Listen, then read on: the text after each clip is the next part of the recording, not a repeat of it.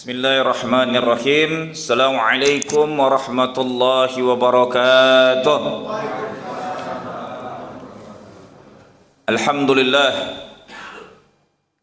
Ja'alallahu iyyaka na'budu wa iyyaka nasta'in. Nahmaduhu billah wa nashkuruhu 'ala Allah wa na'udzu billah min sururi anfusina wa min sayyiati a'malina. May yahdihillahu fala mudilla lahu wa may yudlil fala hadiya lahu. Asyhadu an la ilaha illallah wahdahu la syarika lah irghaman liman jahada bihi wa kafar. Wa asyhadu anna sayyidana wa maulana Muhammadan abduhu wa rasuluh la nabiyya wa la rasula ba'da.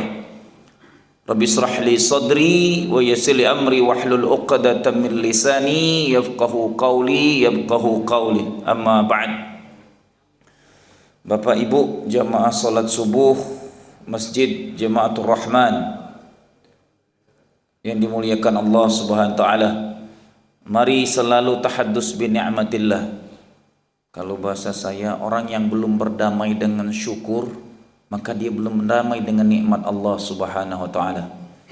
Maka syukur itu adalah kenikmatan termulianya seorang muslim. Surat pertama dalam Al-Quran itu Al-Fatihah ya. Ayat pertamanya pun setelah bismillah, Alhamdulillahi Rabbil Alamin. Dan dia rukun sholat. Tolong dipahamin, Al-Fatihah ini rukun sholat.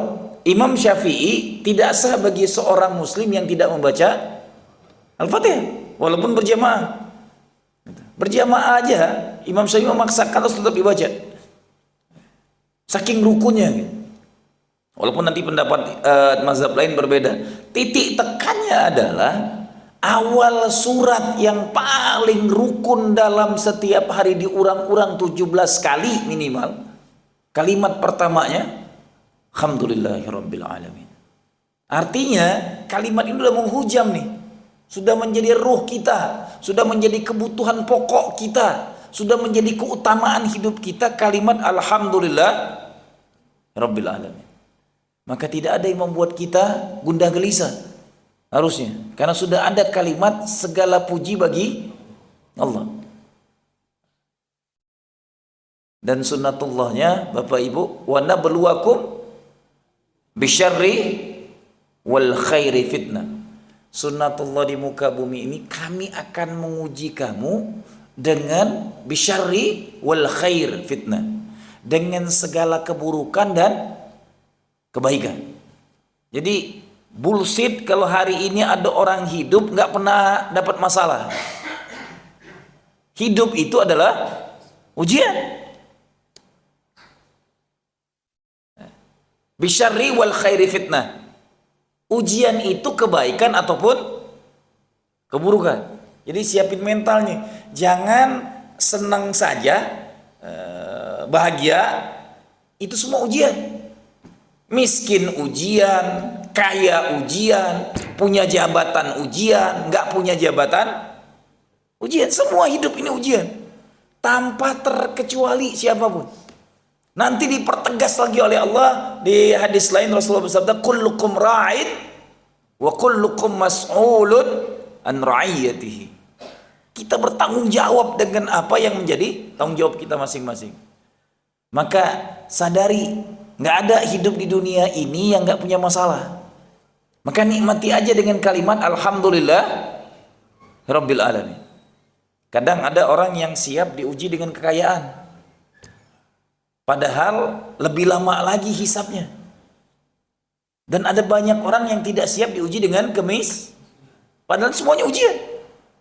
Sunnatullah hidup ini akan di dua sisi ini.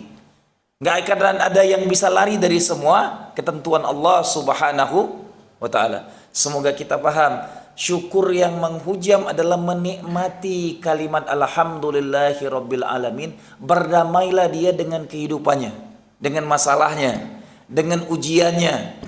Sakit ujian, sehat ujian, bahagia ujian, banyak masalah pun ujian. Maka nikmatilah hidup ini karena Allah Subhanahu wa ta'ala. Salawat dan salam kepada junjungan termulia Kanjeng Nabi baginda Rasulullah sallallahu alaihi wasallam. Semoga kita diakui menjadi umat Rasulullah dan selalu pandai dan menikmati amalan-amalan sunnah yang diamalkan oleh baginda Rasulullah sallallahu alaihi wasallam. Kalau bahasa saya, mohon dengan sangat Bapak Ibu yang mulia, kalau dunia aja kita pengen terus ada kenaikan, karir pengen naik, bisnis pengen terus berkembang, hidup pengen terus ada kenaikan, kalau bisa punya motor pengen beli mobil, sudah punya mobil yang asal jadi pengen yang paling bagus, terus hidup ini seperti itu. Tapi kenapa kita memaksakan segalanya ini untuk dunia? Coba mengevaluasi diri, sudah belum tiap tahun naik amal-amal ruhiyah kita? Yang tadinya sholat wajib saja, ingat, setiap amalan rukun itu ada gandengannya. Amalan sunnahnya, setiap amalan rukun ada gandengannya. Sholat paling banyak gandengannya. Saya berkali-kali mengingatkan, orang yang sholat ke masjid itu sudah ada jaminan masuk Jannatul Firdaus.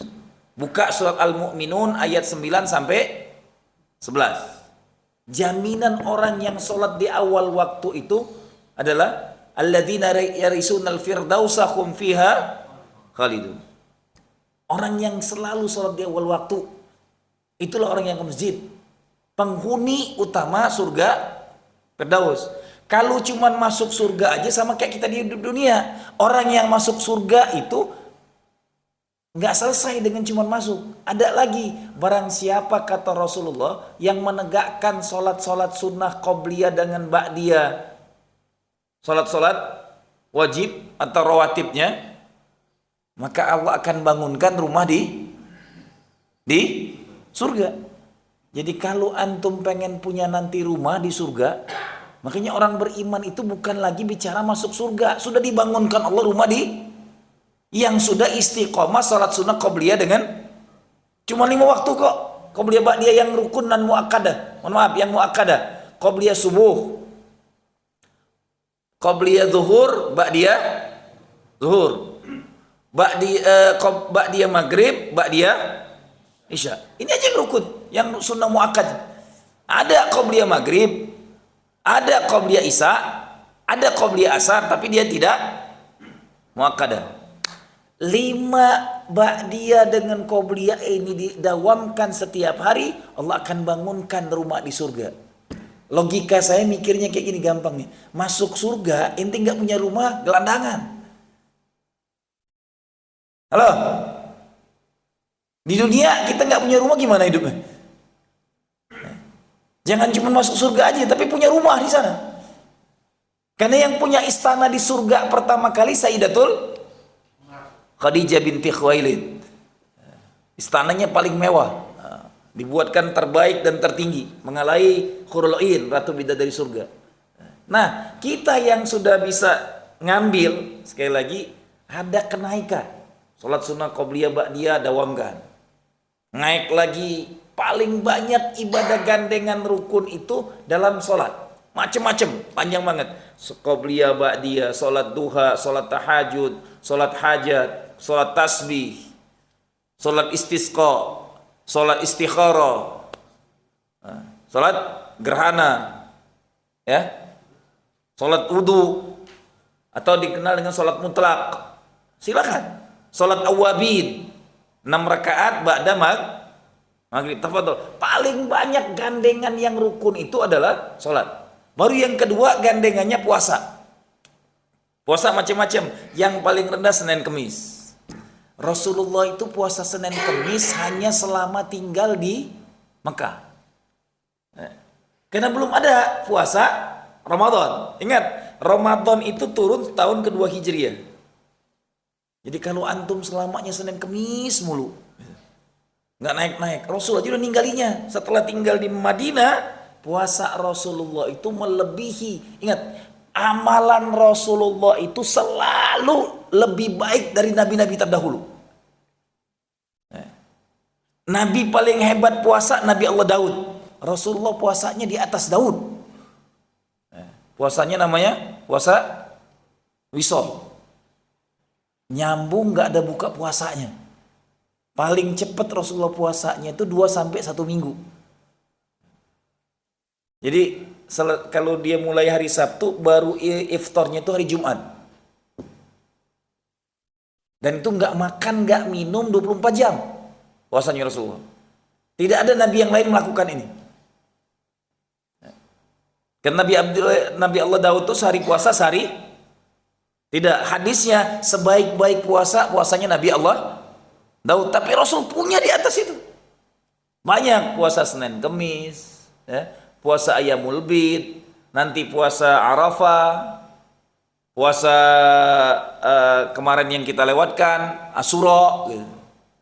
Banyak macam puasa, tapi puasa yang diamalkan Rasulullah hidupnya hampir tiap hari puasa dengan puasa wisolnya. Alhamdulillah aja yang menggandengin rukun ini cuma satu aja, paling yang terakhir, rukun Islam yang ke-5 itu rukunnya haji, sunnahnya hanya umroh. Kalau ada yang lain-lain berat juga nih. Karena satu-satunya yang rukun cuma satu, hanya ibadah haji, sunnahnya umroh. Zakat sunnahnya banyak. Infak, sedekah, wakaf, lebih banyak lagi. Semua yang rukun ada gandengannya dalam Islam. Nah, coba mari saya mengajak naikin nih. Tiap tahun ada kenaikan ibadah kita. Jangan stagnan di situ saja. Karena mujahadah kita dalam beramal salah satu jaminan untuk memasuki jannahnya Allah Subhanahu wa taala. Amin ya rabbal alamin.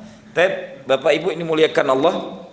Saya lanjutkan kajian kemarin yang kita sampai perjalanan Rasulullah dari Masjid Kuba ke Madinah. Di tengah jalan dapat perintah salat Jumat. Dan itulah sejarah salat Jumat pertama di muka bumi. Selesai, terus berjalan, masuklah ke kota Madinah. Sama, sambutan di Masjid Kuba berulang lagi nyanyian yang disampaikan oleh anak-anak kecilnya. Tala'al badru alaina min thani yasil wada' wajaba syukru alaina mada'al lillahi da'. Nyanyian ini terus bergema sejalan-jalan. Selama perjalanan itu Rasulullah menaiki untanya. Tidak ada satupun sahabat Ansor yang tidak memegang pelana untanya dan ngajak mampir satu persatu megang semuanya. Setiap rumah bahagia dan gembira datangnya Rasulullah, setiap rumah pula ngajak mampir ke rumahnya. Ketika Rasulullah memasuki kota Yasrib yang nantinya diganti Madinatul Rasul. Awal nama kotanya itu Madinatul Rasul, baru disabatkan Madinatul Munawwarah. Baru disabatkannya, aslinya Madinatul Rasul. Pergantian dari nama Yasrib, kota gelap, kota teluh, kota segala macam nama jeleknya, diganti dengan Madinatul Munawwarah. Seketika Rasul masuk kota ini, sampailah semua orang berebut nih, memegang pelananya, memegang talinya, pengen dimampirin tinggal di rumahnya. Kata Rasulullah, unta ini dalam petunjuk Allah Subhanahu wa taala. Dia berjalan, tidak ada yang bisa memerintahkannya kecuali Allah Subhanahu wa taala. Terus berjalan sampai memasukin tengah-tengah kota, berhentilah dia di situ, berputar terus balik lagi, baru stop. Stopnya itulah di tanah 2 orang anak yatim yang namanya Sahal Suhail. 2 orang anak yatim yang punya tanah berhenti di situ, dan itu adalah tanah masih keluarga paman-paman dari ibunya Rasulullah SAW. Berhenti di situ. Yang paling dekat rumah dengan tanah kosong ini rumah sahabat yang sekarang kuburannya ada di Turki, Abu Ayyub Al-Ansari. Jadi yang mendapatkan keberkahan pertama tinggal dan bernaung cukup lama sebelum jadi rumah Rasulullah, sebelum jadi Masjid Nabawi adalah Abu Ayyub Al-Ansari. Kalau antum buka sejarah Abu Ayyub Al-Ansari ini luar biasa. Seorang sahabat yang sampai umur 84 tahun masih ikut perang. Dia termasuk yang dikasih umur panjang. Perangnya bukan hidup di zaman Rasul, semua perang dia ikutin. Sampailah ekspansi pengutusan oleh Umar bin Khattab ke barang siapa yang menaklukkan Konstantinopel, maka sebaik-baik tentara, semulia-mulia pasukan. Ikut dia dalam situ. Dan dia berwasiat, ketika aku meninggal jangan bawa jasadku ke Madinah. Kuburkan aku di sana, akan menjadi saksi saat nanti futuh Konstantinopel. Hari ini kalau antum ke Turki ada nama Jalan Sultan Ayub. Masjidnya ramai selalu. Itulah makam sahabat yang rumahnya menjadi tempat tinggal Rasulullah sebelum jadi Masjid Nabawi, dan di sampingnya ada rumah Rasulullah bersama keluarganya. Tinggal di situ, bermukim di situ. Tapi sahabat mulia ini meninggalnya tidak di Madinah. Meninggalnya menjadi saksi perang-perang besar penaklukan Konstantinopel. Bapak Ibu harus diingat, penaklukan Konstantinopel itu 23 tentara terbaik muslim baru takluk. Di tangan anak muda berumur 19 tahun baru takluknya. Yang bernama Muhammad Al-Fatih. Baru takluk 500 tahun setelahnya. Perang panjang penaklukan 23 tentara muslim terbaik gak takluk. Di ujung baru ditaklukkan pada zamannya yang ditentukan. Satu lagi tinggal nunggu nih, penaklukan Romawi. Yang sudah dijanjikan oleh Rasulullah SAW. Panjang nih, sudah 1500 tahun belum juga takluk. Padahal kehidupan mereka tuh dari zaman ke zaman paling mewah. Mudah-mudahan ada anak cucu kita yang terlibat dalam penaklukan Romawi kelak. Amin ya rabbal alamin. Ini sirah terkait dengan kota Madinah, masuknya ke Madinah. Itu pertama kali yang dibangun. Kemarin saya sampaikan, Rasulullah ini hidupnya selalu Allah siapkan dengan masjid dan masjid dan masjid yang dibangunnya. Lahir di kampung masjid paling mulia di muka bumi, Makkah Al-Mukarramah. Pertama kali sampai di Kuba yang dibangunnya masjid. Saya udah ngingetin, hati-hati kalau ke Madinah jangan lupakan Kuba. Karena yang termaktub dalam Al-Quran itu la masjidun ussisa awwala taqwa min awwali an taqumu fihi rijalun yuhibbuna ayatatahharun. Itu terkait dengan ayat itu nazalnya tentang Masjid Kuba. Karena awalu, masjid pertama yang dibangun oleh Rasulullah adalah Masjid Kuba. Dan Rasulullah selalu mengunjungnya di hari Sabtu, di waktu duha. Baru masjid kedua yang dibangun oleh Rasulullah adalah Masjid Nabawi. Inilah masjid yang langsung bergandengan dengan rumah Rasulullah. Panjang masjidnya 100 hasta, lebarnya 100, pintunya ada 3. Salah satunya babun nisa, babus salam, baru yang terakhir babul, 3 pintu pertama babul Jibril. Kenapa dinamain babul Jibril? Karena di situ Jibril selalu datang. Awal pintunya hanya 3, itulah utamanya. Jadi yang hari ini kalau antum lihat Masjid Nabawi luas itu, jantung Masjid Nabawi aslinya nggak pernah dirubah. Bentuknya di tengah itu yang paling utama. Baru pengembangannya itu masjidnya yang megah banget itu. Masjid Nabawi aslinya yang sampai hari ini masih original, yang ada kubah hijaunya. Itulah wilayah awal Masjid Nabawi asli. Yang kanan kirinya pun tidak pernah dilebarkan, dikhususkan sendiri.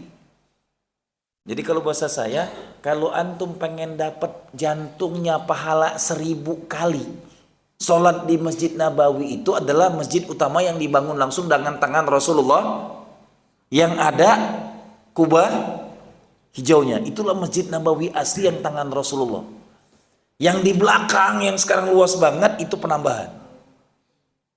Jadi kalau lagi ke Madinah, jangan berlama-lama menikmati sholatnya di masjid yang belakang. Usahakan datang lebih awal, sholatnya di Masjid Quba Sakhra.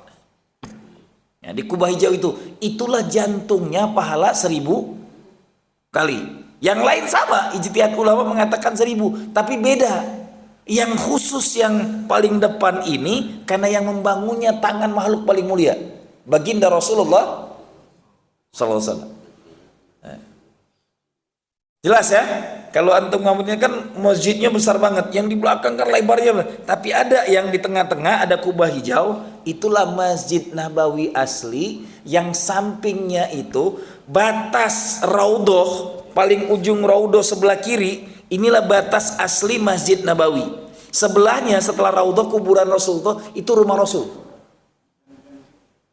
Dengan 9 sampai 12 istrinya di situ tinggal. Dan setiap istri dikasihkan bilik masing-masing atau kamarnya masing-masing.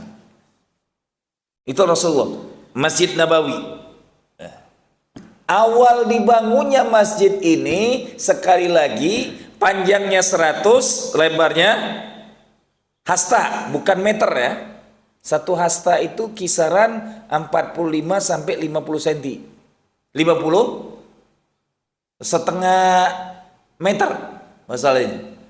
Jadi kalau kita awal Masjid Nabawi itu kalau sekarang dikalikan 50 kali 50 meter.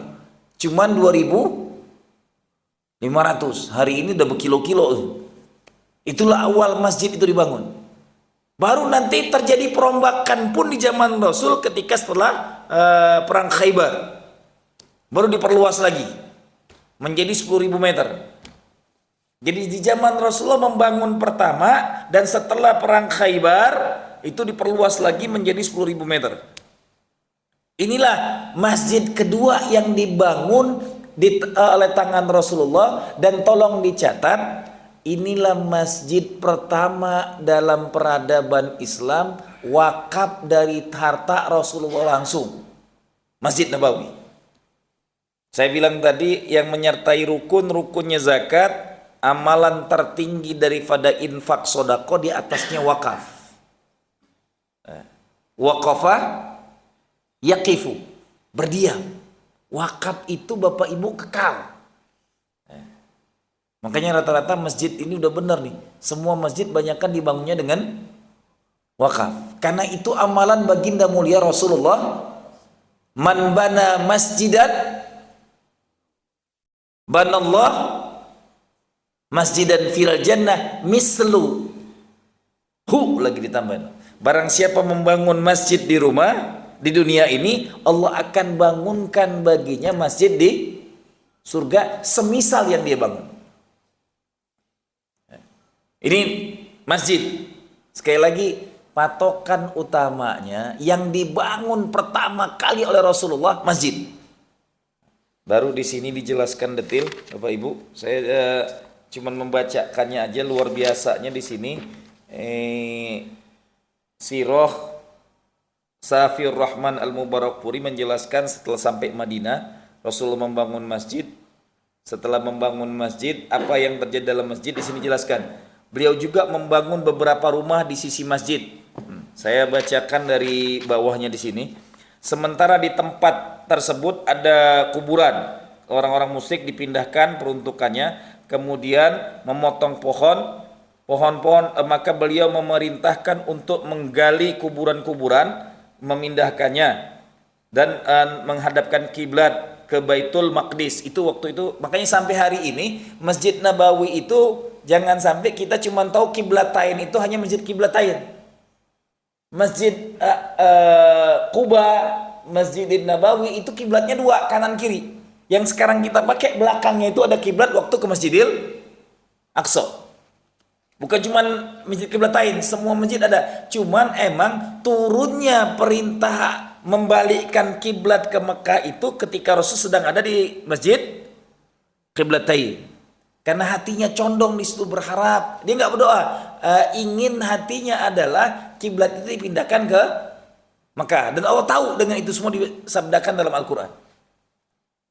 Jadi semua masjid sebelum Rasulullah condong itu semua kiblatnya dua. Nah di sini jelaskan terlebih dahulu dan pinggiran-pinggiran pintunya dibuat terlebih dahulu dari batu, dindingnya dari batu, bata disusun dengan lumpur tanah, atapnya dari daun kurma, tiangnya dari batang pohon korma, lantainya dibuat menghampar dari pasir dan kerikil-kerikil kecil. Ya, ini masjid Rasul itu masih sangat sederhana pada zamannya, tapi lebih sederhana lagi ketika Rasul membangun Masjid Kuba. Kalau ini sudah pakai bata, kalau itu karena 4 hari cuman dari pelepah-pelepah kurma dan tiangnya dari kurma, itu saja. Tapi ini sudah detail karena ada batunya, ada batanya, dilapisin lumpur. Maka kalau hari ini antum melihat di daerah Afrikian masih ada masjid-masjid dari lumpur karena mereka kan jarang hujan. Kalau kita dibangun lumpur, besoknya rubuh dia langsung. Hujannya intensitasnya tinggi, ya tinggal beberapa lama ini aja kita belum hujan.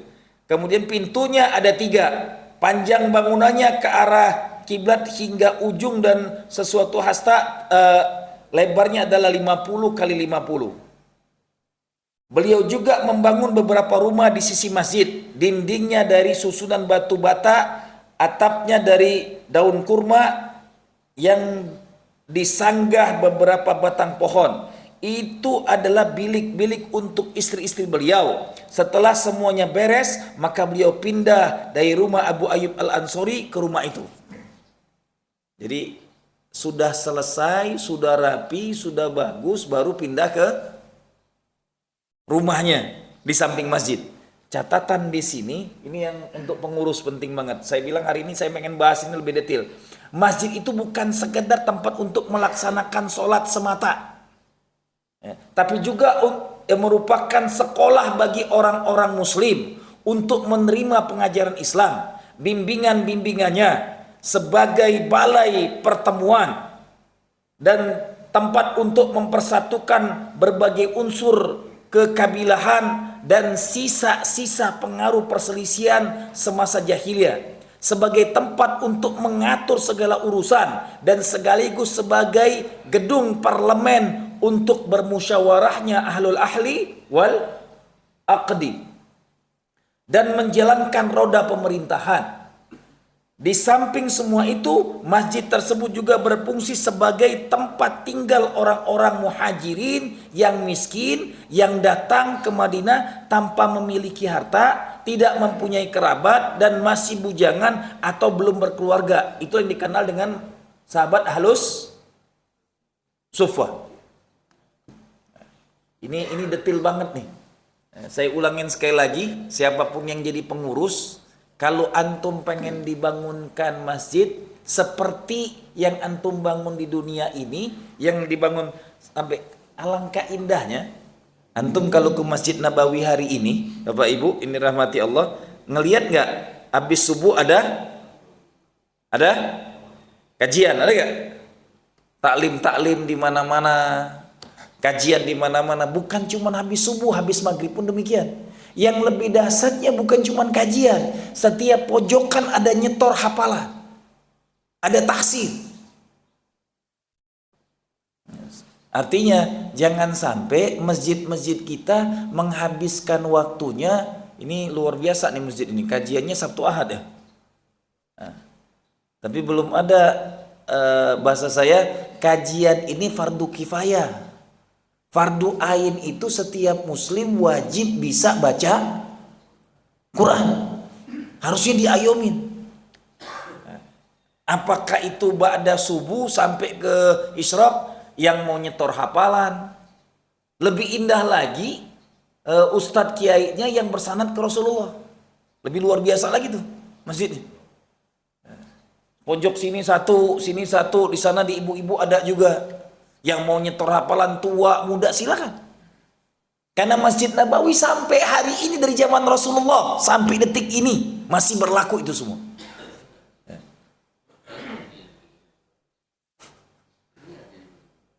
Alhamdulillah. Cuman bukan Masjid Nabawi aja. Masjid kita pun harus punya peran yang sama. Karena la masjidun ussisa 'alat taqwa. Tidak ada masjid kecuali didirikan karena ketakwaan. Embrionya, contohnya adalah Masjid Nabawi. Semua masjid di muka bumi harus mencontoh itu. Bukan cuma tempat sholat. Kalau bahasa saya, masjid bukan tempat sholat dengan tempat kajian. Masjid menyelesaikan semua urusan peradaban umat. Dari yang berhutang sampai yang nggak punya, segalanya. Jangan disebut yang itu di masjid. Ala kulli hal, ini yang saya ingatkan kembali. Masjid itu bangunan peradaban paling hebat dalam bangunan peradaban Islam dari zaman ke zaman. Dia bukan cuma tempat sholat saja. Saya bercita-cita setiap saya tahajud itu, sujud-sujud saya lama tuh, ya Allah, cabut nyawa saya setelah mendirikan 40 masjid wakaf. Yang cita-cita saya tuh pengennya punya 40 masjid ini, kalau bisa di setiap provinsi satu. Masjidnya besar, nyaman, dia harus melebihi hotel bintang 5 dalam pelayanan. Ininya, ambalnya harus sehari 5-10 kali dibersihkan. Jangan hotel aja tiap hari bintang 5 itu dipakum, dibersihkan. Ini ambalnya nggak pernah dilipat nih. Kena debu, kena kotoran, diijek-ijek tiap hari. Dibersihkannya tadinya ngomong seminggu sekali lagi gitu. Rumah Allah lagi. Kalah oleh hotel bintang 5 yang banyak masuk ke sana, bukan cuma orang sholat aja, pelacur pun masuk situ. Dibersihkannya Masya Allah gitu. Lah ini rumah Allah. Kamar mandinya harus wangi, harus bersih. Orang datang ke sana mau mandi, mau ngapain, harus ada tempat. Sebagaimana Al-Sufa. Orang miskin berdiam, kasih ruangan. Digratiskan. Dia tidur di sana, bukan diusir. Maaf, masjid kami tidak boleh dipakai tiduran. Pernah dengar cerita Imam Ahmad bin Hambal diusir dari masjid? Ya kan? Tapi emang itu karena doa seorang tukang roti yang hebat, itu masalahnya. Setiap hari istighfarnya 10.000 kali. Karena itu aja. Tapi catatannya, zaman dulu aja udah ada masjid yang dikunci kayak gitu. Tambah lagi zaman sekarang gitu. Sedangkan Masjid Rasul terbuka 24 jam. Ahlus Sufa itu tadi dijelasin, orang-orang miskin yang datang dari seantero dunia ke sana dalam kondisi tidak punya apapun, menetap di Masjid Nabawi. Itulah Ahlus Sufa. Yang makan minumnya, kehidupan sehariannya dipikirkan oleh Rasulullah. Allahu Akbar. Jadi kalau rumah-rumah kita hari ini tertutup, rumah Rasulullah itu setiap hari dimasukin oleh Ahlus Sufa. Makan, minum, ngambil apapun ke rumah Rasulullah. Sampai turunlah surat Al-Hujurat. Mengingatkan adab keluar masuk rumah Rasul. Gara-gara surat itulah baru ada adabnya. Tadinya kadang-kadang habis makan, keenakan, cerita berlama-lama. Baru diingatkan, ada hajat, ada keinginan Rasulullah yang tidak kamu ketahui. Baru diajari adab di sana. Tapi awalnya, bayangin antum, ini bukan presiden. Ini bukan raja, di atas presiden, di atas raja. Ini nabi paling mulia, rumahnya terbuka untuk para fakir miskin, makan, minum, bercengkraman, diskusi di sana setiap hari. Ketua masjid kita rumahnya terbuka terus nggak nih?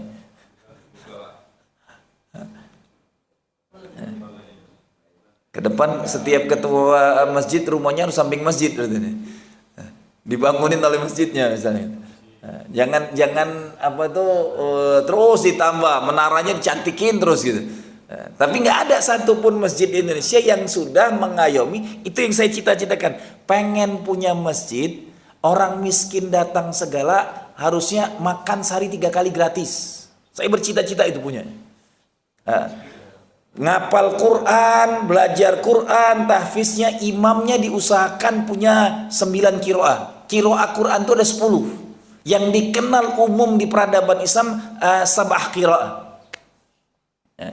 Yang paling banyak dipakai oleh Arab sekarang al-asimah. Yang banyak dipakai Indonesia Bayati. Tokohnya Qiraah Bayati Indonesia Muammar, yang melengking banget kalau dia ngaji. Tahu kan? Nah, jadi jangan sampai hari ini kita berbondong-bondong ngikutin qiraah yang hanya di Mekah aja. Banyak, ada 7 qiraah. Ada qiraah yang dimajulkan. Wadduha wal laili idza saja ma wadda'aka rabbuka wa ma qala. Itu qiraah. Dan itu qiraah sudah ada dari zaman baginda Rasulullah SAW. Makanya kalau antum ke Turki nanti azan mereka bukan Allahu Akbar, Allahu Akbar, Allahu Akbar, Allahu Akbar. Karena mereka mau pakai qiraah itu. Hari ini kita ngelihat berbondong-bondong bangun masjid, berbondong-bondong masjid, banyaknya kajian. Bahkan kadang-kadang sengaja mengundang kiai-kiai hebat, ustadz-ustadz beken agar masjidnya rami. Tapi dia lupa pondasi dasar masjid masjid itu adalah bukan tempat sholat doang. Masjid itu adalah tempat peradaban, pendidikan, pembinaan, pembentukan karakter orang-orang soleh.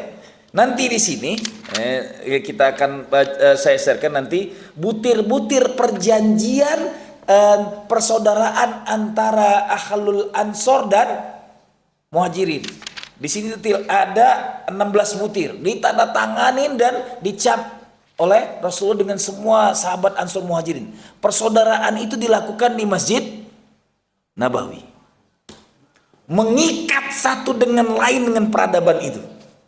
Ketika rumah Rasulullah sudah kehabisan makanan, setiap rumah sahabat digedor oleh Rasulullah suruh memberi makan Ahlus Sufa.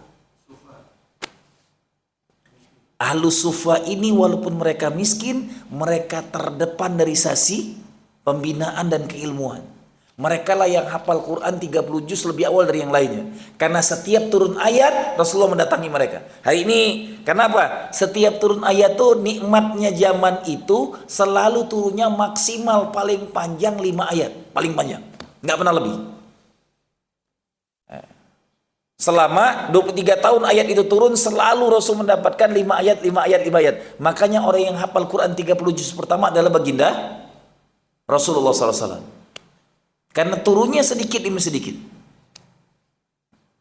Catatannya adalah, sekali lagi, masjid itu la masjidun ussisa alat taqwa. Bapak Ibu ingat, kita sholat Jumat itu yang kemarin saya bilang rukun utamanya adalah wasiat takwa. Rukun utamanya. Tidak sah sholat Jumat kalau tidak ada wasiat takwa. Ingat, wasiat takwa itu bukan sembarangan wasiat. Mohon maaf, Pak Haji siapa namanya? Pak Atma. Ada wasiat sebelum meninggalnya, karena itu wasiat itu perintah Quran wajib. Ya. Aku wasiatkan nak, kalau aku meninggal nanti, aku pengen wakaf tanah aku di kampung dijadiin masjid atau jadi pesantren. Bolehkah wasiat itu tidak dijalankan? Hah? Haram hukumnya. Tambah lagi wasiat itu adalah tidak menyelia 30% dari warisnya. Wajib banget dijalankan. Wasiat seorang ayah ke anak-anaknya itu sakral. Wasiat Allah setiap Jumat yang harus disampaikan oleh para khotib dengan lisannya, ittaqillah. Itu wasiat Allah. Maka kalau bahasa saya, mohon maaf Bapak Ibu yang dirahmati Allah, Al-Quran itu isinya 114 surat. Hurufnya 1.027.000. Diperas habis-habisan dari surat Al-Fatihah sampai ke surat An-Nas, habis dikaji kedalamannya, segala sirah lengkap dari sejak penciptaan langit dan segala bentuknya, semua nabi disabdakan dengan detailnya, semua amal dirincikan dengan detail Al-Quran, diperas habis-habisan. Santan utamanya, yang paling utamanya, kalau seorang wanita menyusui anaknya pertama kali tetesan susu itu kolestrum, sanipati terbaiknya, inti ajaran Al-Quran paling dalam ketika diperas at-taqwa. Itulah Islam. Makanya dia diwasiatkan setiap Jumat. Itulah masjid. Pengurus, yayasan, ketua. Nah, ketua jadi keluar lagi. Wasiat utamanya la masjidun ussisa alat taqwa. Perasan semua peradaban takwa. Maka masjid itu pahami, bukan cuma untuk sholat, membentuk karakter takwa. Yang dibangun adalah masjid peradaban. Saya cuma minta dengan Allah semoga bisa mewujudkannya, karena nggak ada artinya. Pak, Bu, sadarkah kita? Saya selalu merenung sambil saya mengkaji. Paling lama setelah kita meninggal, orang ingat kita itu paling lama 1 tahun dah hebat. Setelah itu kita dilupakan. 10 tahun masih ada haulnya, dia udah hebat gitu. Sedangkan kita hidup di kubur itu ratusan tahun. Ingat, sahabat dengan Rasul telah meninggalkan dunia ini 1400 tahun yang lalu. Masih nunggu sampai datang yaumil kiamat. Cukup nggak pahala kita ini untuk ada di taman surga Allah selama di kubur? Yang nikmat sekarang ini yang namanya disebut-sebut terus nih. Dalam Fatihah, dalam doa para ulama, para kiai, para orang-orang soleh.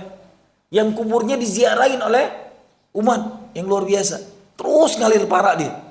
Yang nikmat tuh Imam Ghazali, Imam Syafi'i, Imam Bukhari. Yang bukunya makin hari makin kaji, karena orang-orang ini meninggalkan amal wakafnya yang luar biasa. Saya cuma meminta minimal masjid ini, masjid wakaf yang sekarang lagi dibangun ini, mari kembalikan. Sekali lagi saya bilang, kita ngaji siro ini bukan cuman didengar, dinikmati sambil ada yang sami'na wa ata'na, bukan itu. Tapi bagaimana menjadi amal nyata kita. Ingat, setelah ini masuk Madinah ini akan banyak amal-amal sunnah. Ya, tuntutannya harus kita amalkan. Mengkaji siro ini fardu ain. Saya bilang tadi, ceramah kita yang umum apapun selain yang fardu ain tidak lebih utama. Lebih utama lagi bukan cuma siro, ngaji Quran itu fardu ain. Baru hafal 30 juz fardu kifayah. Tolong pahamin ya. Cukup 1 orang yang hafal Quran 30 juz, maka terbebaslah 1 kampung itu tidak wajib untuk ngapal Quran. Itu ngapal Quran 30 juz. Tapi baca Quran siapapun muslim harus dan wajib bisa bacanya.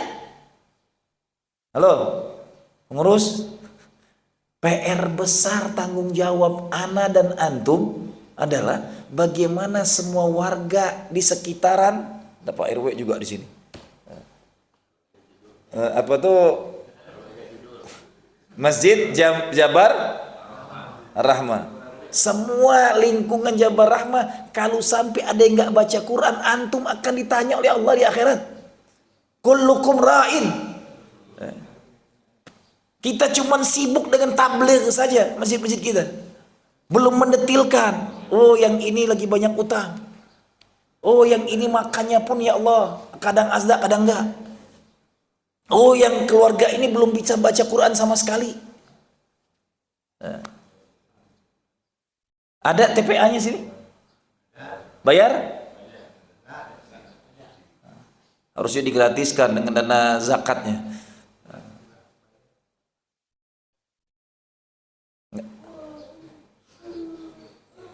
Kata gratis sudah, apa masih subsidi? Tep, ya. Ini yang saya bilang tadi, mudah-mudahan ke depan saya pengennya gitu. Ketika saya pengen dirikan itu masjidnya itu dari ba'da subuh ada setoran hafalan Quran, ada yang lagi belajar Al-Quran sampai punya ruangan khusus mereka yang pengen ngapal Quran 30 juz. Nanti setelah mereka hafal kirimkan ke masjid-masjid lain. Inginnya masjid berdaya dengan sistem peradaban yang orang nyaman ke sana, siapapun datang diayomin. Ketika awal datang tuh disambut melebihi hotel bintang 5. Karena saya bilang tadi, hotel bintang 5 itu buatan manusia untuk melayani manusia. Rumah Allah ini lebih daripada hotel bintang 5. Lihat, antum lihat. Dasarnya Rasulullah ketika punya Masjid Nabawi. Bukan cuman orang fakir miskin, bukan siapapun muslim yang datang dari sepenjuru dunia. Antum pernah dengar sirahnya? Ada orang Arab Badu yang masih musyrik datang ke Madinah, ujuk-ujuk langsung ngencing di pojokan masjid. Pernah dengar hadisnya? Apa yang dilakukan Rasulullah? Apa yang dilakukan oleh Umar bin Khattab? Ketika itu Umar langsung temperamen, marah-marah, pengen dipukulnya. Ta'al ya Umar, langsung dipanggil akhirnya karena temperamennya. Sini Umar, ambil bejana, bejana ini ember, kau ambil airnya, bawa sini. Daripada marah-marah mulu gitu. Setelah itu apa? Disuruhnya siramkan air ini, panggil dia. Dahsyatnya Masjid Nabawi di zamannya.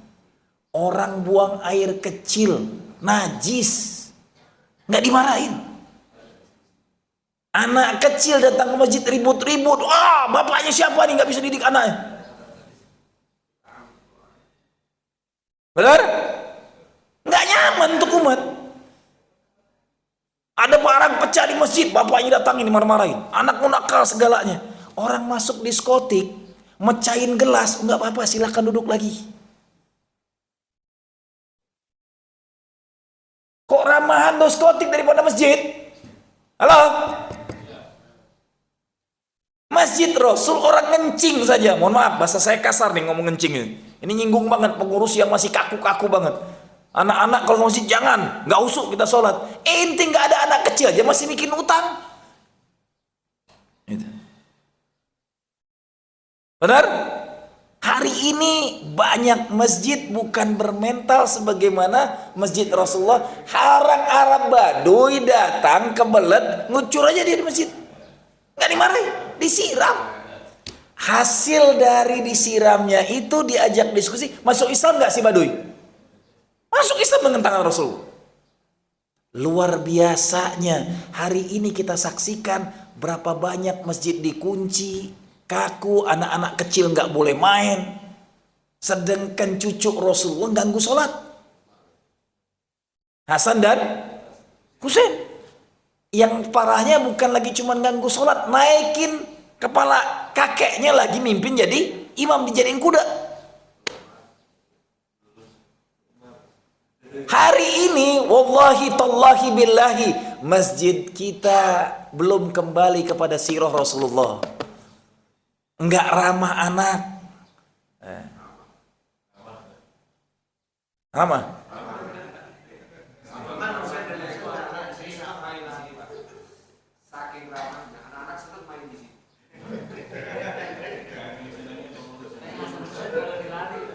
Alhamdulillah.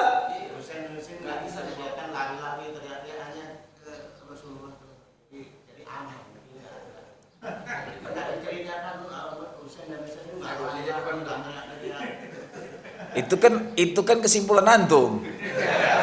Yang antum tidak membaca sirahnya secara mendetil. Hasan dan Husain itu lari ke sana sini, cuman bedanya emang ini yang terjadi. Setiap masjid itu harus menyediakan takmir yang tidak ikut sholat berjamaah. Dari zaman Rasul itu ada yang membenarkan shop sebelum qomat itu sahabat sudah berdiri duluan. Kita ini kan salahnya sekarang, qomat dulu baru sholat. Paham? Qomat itu qad mati sholat. Tidak ada bicara apapun kecuali langsung sholat. Itu qomat. Qad qamah, telah ditegakkan sholat. Maka perkataan terakhir qad qamati sholat itu hanya sholat aja, nggak ada yang lain. Maka luruskan shop, rapikan shop itu sebelum qomat. Nah, itu ada sahabat yang ngurusin takmir, merapikan semuanya. Ketika yang jadi takmirnya Sayyidina Ali, pedang dia pakai, meluruskannya. Udah lurus semua, udah rapi semua, baru qomat bilang. Langsung Rasulullah Akbar. Itu yang dipakai oleh baginda mulia Rasulullah SAW. Catatannya, saya sekali lagi membahaskannya, adalah peran dan fungsi masjid yang dibangun oleh Rasulullah itu, sampai lihat, bukan cuman untuk pembinaan pendidikan. Parlemen Rasulullah itu di masjid. Parlemennya aja di masjid. Yang diajak musyawarah Rasulullah ahlul ahli wal aqdi. Sahabat-sahabat as-sabiqunal awwalun dari muhajirin dan ansor. Diajak musyawarah. Semua keputusan di masjid. Jadi jangan sakralkan masjid hanya untuk sholat. Dia menjadi basis peradaban. Membangun anak-anak penakluk peradaban dari masjid. Tadi kalau masjidnya sudah ramah anak, udah alhamdulillah. Mudah-mudahan bisa dijaga. Intinya saya cuma mengatakan tadi yang paling jelek aja, orang buang air kecil di masjid bukan dimarah Rasulullah. Yang marahinya malahan disuruh diperintah. Suruh ngambil air untuk nyiram. Begitu servis terbaik dilakukan di masjid oleh baginda mulia Rasulullah SAW. Tidak ada orang datang kelaparan yang tidak dikasih makan di Masjid Nabawi. Tidak ada orang datang sejauh apapun yang tidak tidur, yang tidak ditampung di Masjid Nabawi. Begitu mulianya sistem yang dibangun oleh Rasulullah. Pahami. Saya makanya kalau dari sekarang saya sudah menyusun konsepnya. Pengen punya di setiap provinsi satu yang menyiapkan nantinya dari masjid inilah menyiapkan basis para imam Quran yang punya 7 qiraah yang bersanad. Pengen. Mudah-mudahan Allah wujudkan, amin ya rabbal alamin. Karena kita butuh memahami masjid itu bangunan peradaban. Tafadhol, kalau ada yang ditanyakan, sudah mulai resah dan gelisah. Waktu isyraq sudah mulai masuk. Tafadhol.